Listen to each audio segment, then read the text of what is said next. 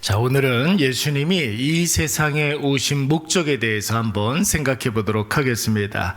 어제 우리는 자리보다 역할이 더 중요하다라는 말씀을 묵상했었습니다. 실제로 여러분, 자리에 연연해 하는 사람은 그 자리에서 권한을 누리고 아랫사람 위에 군림하는 사람이 됩니다. 그러나 여러분, 역할에 자기의 자리나 위치보다도 그 자리가 가지고 있는 의미를 잘 알고 내가 무엇을 해야 되는가, 그 역할에 집중하는 사람은 항상 자리에 대해서 부담을 좀 느끼죠. 뿐만 아니라 자기 역할에 어떻게 해서든지 그 일들에 잘 감당하려고 충실하는 그런 모습을 보이게 됩니다. 그래서 여러분, 진짜 사명자는 자신이 어떤 자리에 있든지 어떤 형편에 있든지 자기가 해야 하는 그 일에 집중합니다. 그 일이 하나님께서 나를 믿고 나에게 맡겨놓으신 사명이라는 사실을 인식하고 있기 때문에 그런 거예요. 여러분, 우리도 하나님을 믿지 않습니까? 우리가 하나님을 믿어요. 하나님의 살아계심과 하나님 전능하심과 하나님의 나의 아버지 되심을 믿습니다. 하나님도 우리를 믿습니다. 우리를 믿으니까 사명을 맡겨주신 거란 말이에요. 너라면 이 일들을 감당할 수 있겠다. 너라면 이 자녀를 키울 수 있을 거다. 너라면 세상 사람 그 어떤 누구도 이 사람을 위해서 기도하는 사람 없지만 너라면 이 자녀를 위해서 기도할 수 있을 것이다 라고 생각해서 여러분의 자녀를 여러분들에게 맡겨주신 것이 사명이에요. 엄마로서의 사명, 아빠로서의 사명. 여러분, 부모의 사명도 있지만 각자 맡은 자리에서 내가 갖고 있는 사명이 있잖아요. 내가 가지고 있는 그 직분에 대한 사명이 있어요. 목사로서, 안수집사로서, 권사로서, 장로로서 가지고 있는 그 사명, 하나님께서 우리를 믿고 맡겨주신 것입니다. 그래서 여러분, 그 일들을 잘 해내기 위해서 우리가 늘 하나님께 은혜를 구하잖아요. 하나님, 나에게 힘과 능력과 지혜를 주세요. 은혜를 구하고 어떻게 해서든지 그 일들을 감당하기 위해서 우리가 고군분투하는 것입니다.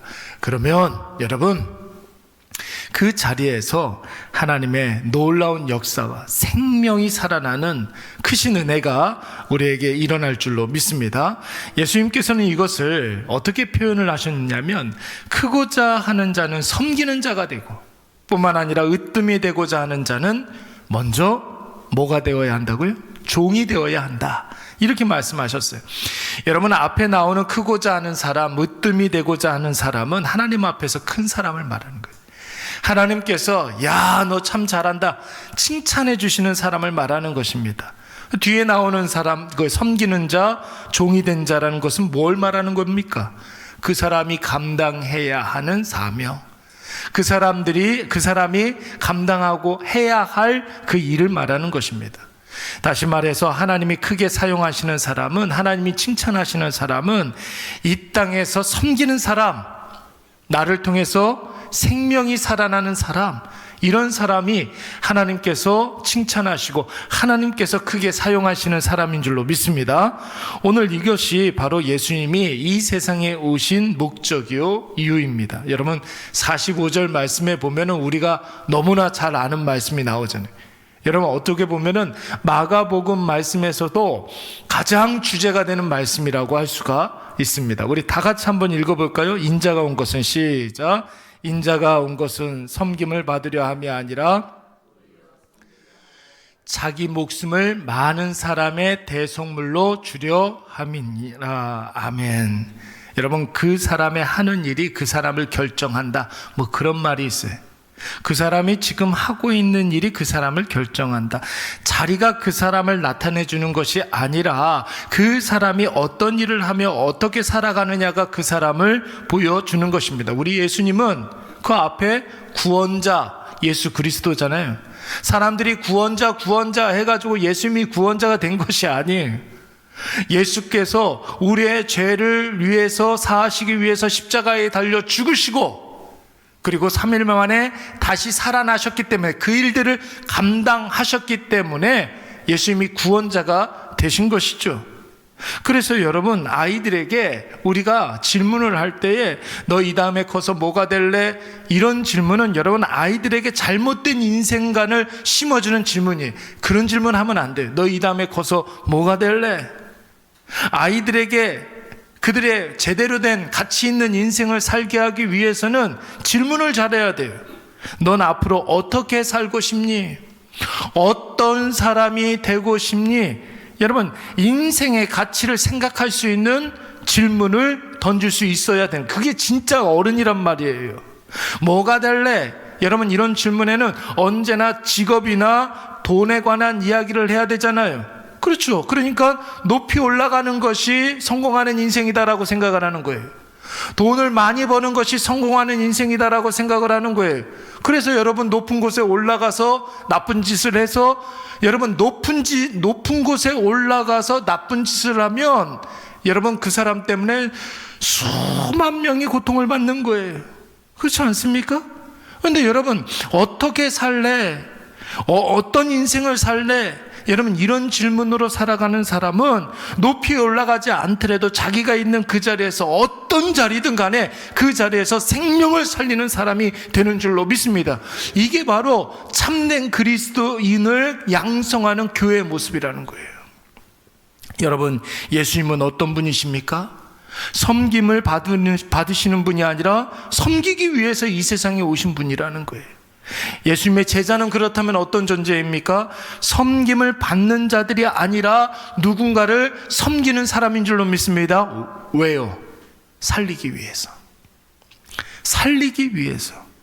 오늘 우리는 섬김을 받으려 하는 자입니까? 아니면 섬기는 자입니까? 우리는 죽이는 자입니까? 아니면 살리는 자입니까? 우리가 누군가를 섬긴다고 해서 그를 위해서 뭔가를 계속해서 제공하고 뒤치다꺼리 해주고, 이런 게 섬김을 말하는 것이 아니에요. 그리스도인의 섬김에는 언제나 복음으로, 예수 은혜로, 이런 말이 생략되어 있는 말입니다. 복음으로 누군가를 섬겨야 돼요. 예수 은혜로 누군가를 섬겨야 되는 것입니다. 여러분, 복음으로 섬긴다, 예수님의 은혜로 섬긴다 라는 말은 그를 진심으로 사랑하고, 할렐루야, 그를 진심으로 사랑하고, 섬기기 위해서는 사랑이 있어야 되잖아요. 그를 위해서 마음을 다해서 기도하는 거 있어야 돼요. 이게 섬김이에요. 그에게 가서 먼저 인사하고, 그에게 좋은 마음으로 대하고 한번 웃어주고 힘이 되는 이야기를 해주고 격려를 해주고 위로해 주는 것, 여러분, 이것이 어떨 때는 뭔가를 크게 제공해 주는 것보다, 도와주는 것보다, 나의 큰 어떤 희생과 헌신을 통해서 뭔가를 해주는 것보다 더 큰 의미의 섬김이 될 수가 있는 것입니다. 여러분 보세요. 오늘 여러분들 새벽 예배에 이렇게 오시면서 이 자리에 오셔서 저는 누군가를 섬기고 있는 거예요. 먼저는 하나님을 섬기며 하나님께 영광 돌리기 위해서 오셨잖아요. 근데 여러분들은 못 느낄지 몰라도 지금 이렇게 여러분들 함께 예배 드리는 분들이 나 자신, 내가 여기에 나와 있는 것으로 인해서 큰 힘을 받는다고요. 여러분, 화초도 서로 이렇게 모아 놓으면 그 화초가 더 잘 자라잖아요. 다 이렇게 떨어져 있는 그런 화초들보다, 개별적으로 자라는 화초보다 화초도 이렇게 모아 놓으면 서로 의지하면서 서로 여러분 상호작용을 하면서 잘 자란단 말이에요. 그러니까 여러분, 오늘 새벽 예배, 현장 예배 이렇게 나와 있는 것 자체가 누군가를 복음으로, 예수 은혜로 섬기고 있는 줄로 믿습니다. 요즘 제가 만나는 교회 안 다니는 불신자들, 젊은 엄마들의 공통점이 있어요. 어쩌면 이럴 수 있을까요? 어쩌면 이렇게 똑같은 패턴일까라는 생각이 들 정도로 굉장히 신기해요. 뭐냐면 교회와는 거리가 먼 불신자들이에요. 제가 이야기하는 거는 30대에서 30대 중반, 후반, 이쯤 되는 애기 엄마들을 말하는 거예요. 둘째는 그런데 참 특이하게도 그들의 친정 부모님 혹은 시부모님들이 교회를 열심히 다니고 신앙생활하는 분들이 많다라는 거예요. 그런데 세 번째 공통점은 뭐냐면 부모님들이 교회에 나가라고 말씀들은 많이 해요. 며느리한테, 딸한테, 아들한테. 그런데 그럼에도 불구하고 이들은 젊은 세대들은 교회 나가야겠다라는 생각, 교회 나가고 싶은 생각이 전혀 없는 거예요. 어쩜 그렇게 똑같은지 모르겠어요.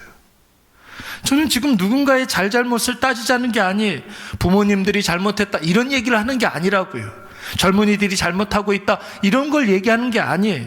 섬김에 대해서 이야기하는 것입니다. 부모님들이 아무리 나이가 많았을지라도 이런 경우에는 교회 다니는 부모님들이 불신 며느리, 불신 아들을 섬겨야 되는 거죠. 이때의 섬김이 뭐라고 그랬습니까?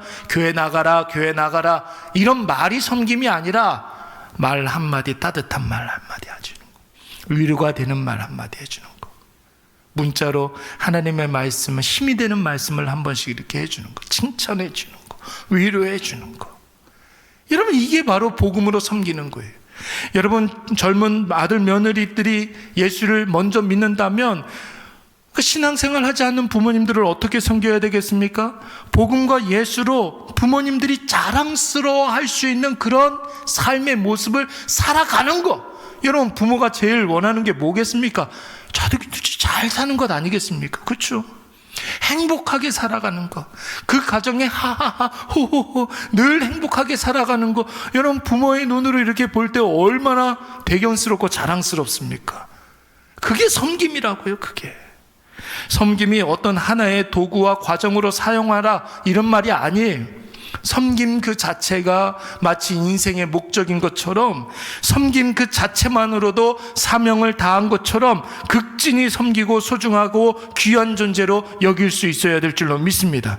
그것이 바로 예수님이 우리의 자리에서 하셨을 일이고, 우리가 예수님의 제자이기 때문에 우리도 그 일을 해야 하는 것입니다. 오늘 예수님께서는 곧 있으면 마지막 사역을 하시기 위해서 예루살렘에 입성하십니다. 여러분, 이제 제자들에게 뭔가를 가르쳐 주기에는 시간이 별로 없어요. 실제로 여러분, 오늘 10장을 넘겨서 11장으로 들어가게 되면 어떤 모습이 나옵니까? 예수님이 드디어 예루살렘에 입성하신다고요. 예루살렘에 입성해서 뭐 하십니까? 본격적으로 고난을 당하게 되는 거예요. 예수님이 제자들에게 이래야 된다, 저래야 된다 가르칠 수 있는 시간적인 여유가 별로 없습니다. 그런 측면에서 봤을 때 여러분, 오늘 예수님이 이 세상에 오신 목적을 말씀해 주시고 제자들에게 섬김의 영성, 환대의 영성을 가르치시는 것은 얼마나 중요한 말씀인지 모릅니다. 특히 오늘 45절 말씀에 여러분, 이 말씀은 마가복음 전체의 주제라고 할 수 있을 정도로 굉장히 중요한 말씀이에요. 인자가 온 것은 섬기려 합니다. 그래서 내가 십자가를 진다. 내가 너희들을 위해서 대속물로 주려 합니다. 그래서 내가 너희의 모든 죄를 사해 주시겠다. 그렇다면 오늘 이 말씀이, 오늘 예수님께서 이 세상에 오신 목적이 저와 여러분이 이 세상을 살아가는 목적이 되어야 할 줄로 믿습니다. 섬기는 자에게 하나님이 더 섬기도록 더 큰 것을 주실 거예요.